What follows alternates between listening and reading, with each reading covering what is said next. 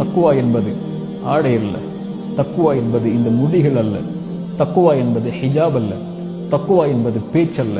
ரசூலுல்லாஹி ஸல்லல்லாஹு அலைஹி வஸல்லம் சொன்னார்கள், அத்தக்வா ஹுனா, அத்தக்வா ஹுனா. தக்குவா என்பது இங்கே இருப்பது, இங்கே இருப்பது, அது செயலால் வெளிப்படும் உள்ளத்தில் இருந்து. சுப்ஹானல்லாஹ்.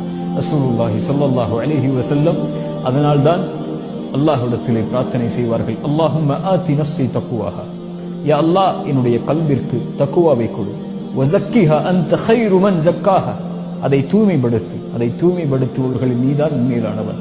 ஃபஇன்னல்லாஹ யுஹிப்புல் முத்தகீன்.